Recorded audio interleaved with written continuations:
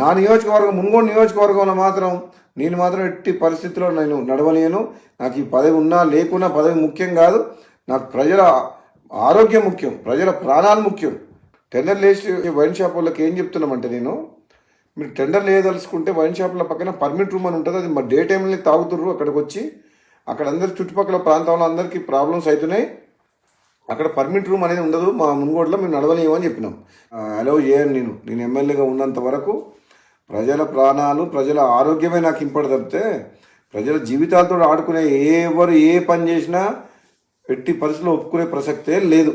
ఊరు బయట ఉండాల్సిన వైన్ షాపు ఊరు సెంటర్లో ఉంటుంది. బెల్ షాప్లోకి అమ్మొద్దంటే మళ్ళీ దొంగసాటుగా బెల్ షాప్లో అమ్ముతుండ్రు. అది అమ్మొద్దని చెప్తున్నా. ప్లస్ మళ్ళీ వీళ్ళందరూ వైన్ షాపులు అందరూ కలిసి సిండికేట్ అవుతుండ్రు. సిండికేట్ అవ్వడం వల్ల ఏమవుతుంది, రేటు పెంచి అమ్ముతుండ్రు, డూప్లికేట్ అమ్ముతుండ్రు. వేరే మండలాలు, వేరే నియోజకవర్గాలు, వేరే జిల్లా వాళ్ళు ఇక్కడ పార్టిసిపేట్ చేయొద్దు. ఇప్పుడు వైన్ షాప్ లొకేషన్స్ కూడా తప్పున్నాయి. టౌన్లో, సెంటర్లో, పబ్లిక్ ప్లేసెస్లో పెట్టిండ్రు. అది ఊరు బయట పెట్టాలి వైన్ షాప్. అసలు తప్పకుండా ఈ మున్గోడుతో పాటు తెలంగాణ రాష్ట్రంలో ఈ ఎక్సైజ్ పాలసీని సమీక్షించి ఈ ప్రజల ఆరోగ్యం ఖరాబ్ చేసేది కాదు, ప్రజల ఆరోగ్యం మెరుగుపరిచే విధంగా మనం ఏ విధంగా ప్రభుత్వం పనిచేయాలనో ఆలోచన చేయాలని చెప్పి కూడా ప్రభుత్వం దృష్టికి తీసుకుపోతాను నేను తప్పకుండా.